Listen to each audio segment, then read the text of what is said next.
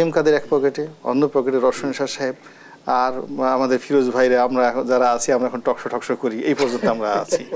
এখন ওনাকে যে কোনো লোক একটা লোক কথা বলতে পারে, কিন্তু বাপের বেটা হতেন সেই দিন যেদিন উনি বেঞ্চে বসে বড় বড় আইজিরে দাঁড়া করে রাখতেন। তখন যদি কেউ গিয়ে তার সামনে দাঁড়াই বলতো যে বেটা করিসটা কি, তখন বলতো না বাপের বেটা। এখন বেনজির সাহেবের সাথে বীরত্ব দেখানো আমি মনে করি না বীরত্ব। গোলাম বালুর বাস্তবতা যদি তাই হয়, তাহলে শুধু অভিযানটি পরিচালনা কে করবে বা উদ্যোগ কে নেবে?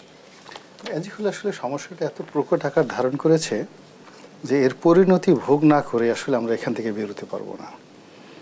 এখন ধরেন পুরো একটা অব্যবস্থাপনা এবং পুরো একটা সিস্টেম লস, সেই লসের কারণে কি হলো, দুটো বাহিনীর প্রধানকে আজ জনসম্মুখে সবচেয়ে বড় চোর, সবচেয়ে বড় দুর্নীতিবাজ এবং সবচেয়ে বড় অপরাধী হিসেবে কারা আজ এখানে তাদেরকে নিয়ে আসছে। এবং এটা ডক্টর বেনজির বা doctor Aziz is not in person, তারা ইনস্টিটিউশন, একটা বিরাট বাহিনীকে তারা যাকে বলা হয় রিপ্রেজেন্ট করছে।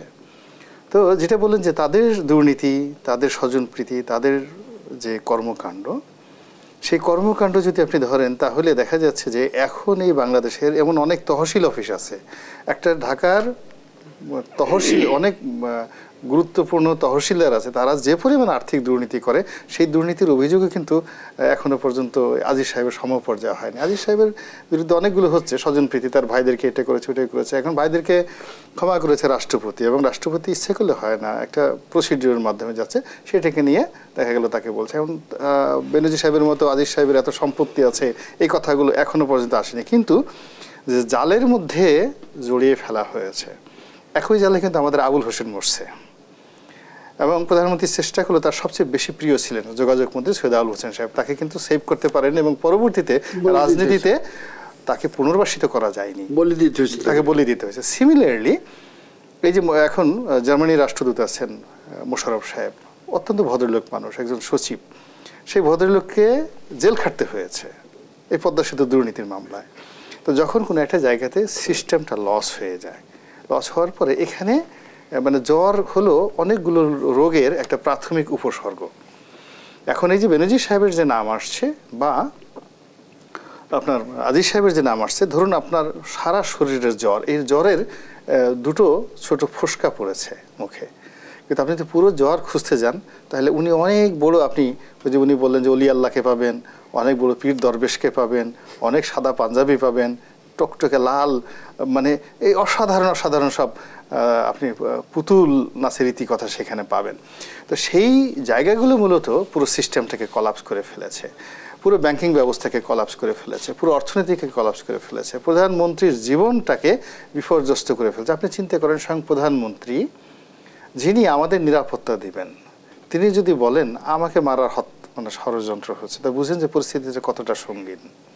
তার দলের প্রধান লোক যদি বারবার বলে, মানে দ্বিতীয় ব্যক্তি ওবায়দুল কাদের সাহেব যে বলে যে প্রধানমন্ত্রীকে নিয়ে ষড়যন্ত্র হচ্ছে, তাহলে বুঝেন যে চারিদিক থেকে কি ধরনের কনস্পিরেসি হচ্ছে। তাহলে আমরা যারা সাধারণ মানুষ আছি, যারা একটা ইউনিয়নে বাস করি, শহরে বাস করি, আমাদের নিরাপত্তা কোথায়? যেখানে প্রধানমন্ত্রী কিন্তু বলেছে যে বাংলাদেশকে খ্রিস্টান রাষ্ট্র বানানোর ষড়যন্ত্র চলছে। শুধু ষড়যন্ত্র না, এটা তো মানে আরো উনি প্রধানমন্ত্রী পরে বলেছেন বাংলাদেশের অংশ মিয়ানমারের অংশ মিলে একটা আলাদা রাষ্ট্র, এটা নিয়ে আলাদা পতাকা করে আলাদা সংবিধান করে গত 10-12 বছর যাবত তারা গেরিলা যুদ্ধ করছে সেখানে, এবং দেশের বাইরে তাদের সরকারও গঠন করা হয়ে গেছে। They have their own military and everything.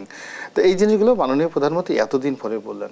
যদি রাজনৈতিকভাবে একটা মানে আমাদের ঐক্যমত্য থাকতো, ডেমোক্রেসি থাকতো, ট্রান্সপারেন্সি থাকতো, এবং এই ধরনের বড় বড় দুর্নীতিবাদ যারা আছে, যারা 5 স্টার হোটেলে বসে সিদ্ধান্ত নেয় যে কাকে কত টাকা ঋণ দিতে হবে, তারপরে বাংলাদেশ ব্যাংকের গভর্নরকে ডেকে নির্দেশ দিয়ে দেয় যে আপনি এরকম একটা ফাইল যাবে, অ্যাপ্রুভ করে দিন। উনি যেহেতু এই ট্রেড অ্যান্ড কমার্সে জড়িত, উনি বলেছেন, আমারও পেপার পত্রিকায় দেখেছি। তো এই যদি দেশের প্রধান অর্থনৈতিক খাত হয়, এখন কিন্তু আপনি দেখেন আওয়ামী লীগের কিন্তু কার্যত কোনো শত্রু নেই, জাতীয় পার্টি ভ্যানিশ, জিএম কাদের এক পকেটে, অন্য পকেটে রওশন এরশাদ সাহেব, আর আমাদের ফিরোজ ভাইরে আমরা যারা আছি আমরা এখন টকশো টকশো করি, এই পর্যন্ত আমরা আছি। আর বিএনপি যারা লোকজন আছে তারা কালা চশমা দিয়ে ঘুরে বেড়াচ্ছে, ওবায়দুল কাদের তাদের সমালোচনা করে, আমরা তাদের সমালোচনা করি, এর মধ্যে মোটামুটি ফখরুল ইসলাম আলমগীর আবার বললেন যে সরকারের সময় শেষ হয়ে গেছে। কিসের ভিত্তিতে? আমার এটা বলা ছাড়া আমাদের কি করার আছে বলেন, এটা হলো অবস্থা। এগুলো বলা ছাড়া কি করার আছে? দ্যাট উই আর ডুইং, আমরা এই কাজগুলো করছি। কিন্তু যেটা বলার চেষ্টা করলাম যে বিএনপি, জাতীয় পার্টি, জামাত এখন আওয়ামী লীগের জন্য কোনো সমস্যা না। বেনজির সাহেব, আজিজ সাহেব রিটায়ার্ড পারসন, কোনো সমস্যা নেই। যে এখন শামসুদ্দিন চৌধুরী মানিক সাহেব উনি এখন রিটায়ার্ড, এখন ওনাকে যে কোনো লোক একটা লোক কথা বলতে পারে। কিন্তু বাপের বেটা হতেন সেই দিন যেদিন উনি বেঞ্চে বসে বড় বড় আইজিরে দাঁড়া করে রাখতেন, তখন যদি কেউ গিয়ে তার সামনে দাঁড়াই বলতো যে বেটা করিসটা কি, তখন বলতো না বাপের বেটা। এখন বেনজির সাহেবের সাথে বীরত্ব দেখানো আমি মনে করি না বীরত্বটা। এখন মূল ব্যাপারটা হলো সব সমস্যাগুলো চাপা অবস্থায় থেকেছে, সেই সব সমস্যার মাদার সমস্যা হলো এখন দেখা দিয়েছে financial crisis in all respect. আরেকটা ব্যাপার আছে, এই যে দুইজন বাহিনীর প্রধানকে নিয়ে আজকে যা আমরা করতেছি, এতে কিন্তু গোটা বাহিনীগুলো কিন্তু অ্যালার্ট হয়ে যাচ্ছে। এটা সরকারের জন্য একটা বড় অ্যালার্মিং ব্যাপার। কিন্তু সরকার কিন্তু ভবিষ্যতে অনেকটাই কিন্তু তাদের কোনো কাজে পাবে না।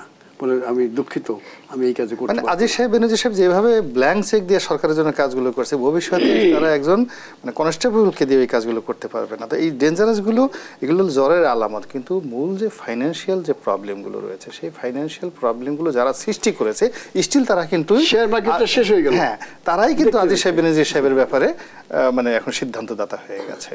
পুরো জিনিসটা একটা উল্টো চক্রে, উল্টো রথে ঘুরছে। ফলে আপনি রাতারাতি এখানে কোনো অপারেশনও চালাতে পারবেন না, রোগী একেবারে আইসিইউতে চলে